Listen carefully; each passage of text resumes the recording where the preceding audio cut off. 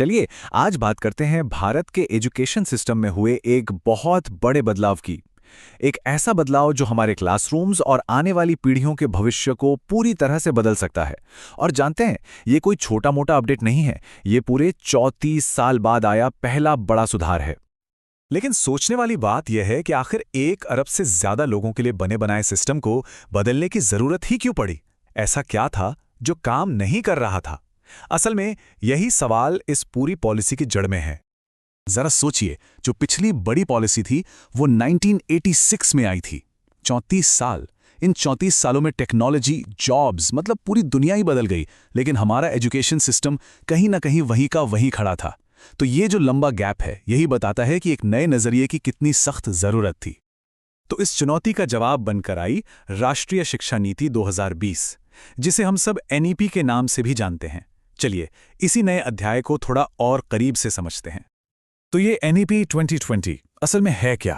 देखिए, ये सिर्फ कोई पॉलिसी डॉक्यूमेंट नहीं है, ये एक विजन है, एक ऐसा ब्लूप्रिंट जो प्री स्कूल से लेकर पीएचडी तक पूरे एजुकेशन सिस्टम को आज की और आने वाले कल की जरूरतों के हिसाब से तैयार करेगा।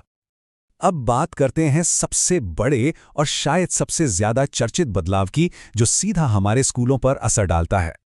तो जो पुराना 10+2 वाला सिस्टम था, उससे अब भूल जाइए। उसकी जगह ले ली है 5+3+3+4 के नए मॉडल ने। और इसका सीधा सीधा मतलब यह है कि अब बच्चों की शुरुआती पढ़ाई 6 साल की उम्र से नहीं, बल्कि 3 साल की उम्र से ही शुरू हो जाएगी। और सबसे बढ़िया बात यह है कि हर स्टेज का अपना एक अलग मकसद है। जैसे पहले 5 साल यानी फाउंडेशनल स्टेज में जोर होगा खेल खेल में सीखने पर। उसके बाद प्रिपरेटरी स्टेज में भाषा और गणित की नींव मजबूत की जाएगी। फिर मिडिल स्टेज में प्रैक्टिकल लर्निंग पर फोकस होगा और आखिर में सेकेंडरी स्टेज में स्टूडेंट्स को अपने मनपसंद विषय चुनने की पूरी आज़ादी मिलेगी। तो स्कूलों की बात तो हो गई, अब जरा कॉलेजेस और यूनिवर्सिटीज की तरफ चलते हैं। देखते हैं कि हायर एजुकेशन के लिए इस पॉलिसी में क्या बड़े बदलाव लाए गए हैं। अब देखिए, कॉलेज की डिग्री का मतलब सिर्फ 3 या 4 साल की एक तयशुदा पढ़ाई नहीं होगी। इस नए 4 साल के प्रोग्राम में मल्टीपल एग्जिट ऑप्शन होंगे। मतलब अगर किसी ने 1 साल पूरा किया तो उसे सर्टिफिकेट मिलेगा, 2 साल पर डिप्लोमा और 3 साल पर बैचलर डिग्री। यानी अब स्टूडेंट्स को अपनी पढ़ाई अपनी ज़रूरतों के हिसाब से प्लान करने की पूरी आज़ादी होगी। और हाँ, एक और बड़ा फैसला लिया गया। एमफिल यानी मास्टर ऑफ फिलॉसफी की डिग्री को अब खत्म कर दिया गया है। ये हायर एजुकेशन के रास्ते को और आसान और सीधा बनाने की एक कोशिश है। अब एक और कमाल के आइडिया की बात करते हैं, एकेडमिक बैंक ऑफ क्रेडिट। इसे एक डिजिटल लॉकर जैसा समझिए। यहाँ स्टूडेंट्स अलग अलग कॉलेजों या इंस्टीट्यूट से कमाए गए अपने क्रेडिट्स को जमा कर सकते हैं। मान लीजिए दिल्ली यूनिवर्सिटी से कोर्स किया और आईटी बॉम्बे से कोई दूसरा ऑनलाइन कोर्स, तो दोनों के क्रेडिट्स को मिलाकर अपनी डिग्री पूरी की जा सकती है। अच्छा, ये सब तो हुई बड़ी बड़ी बातें, लेकिन इन सब का क्लासरूम में बैठे एक स्टूडेंट के लिए असल में क्या मतलब है? आइए जानते हैं कि उनकी दुनिया में क्या बदलने जा रहा है।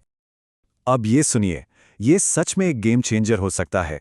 क्लास 6 से ही बच्चों को कोडिंग और एआई जैसे फ्यूचर स्किल सिखाए जाएंगे।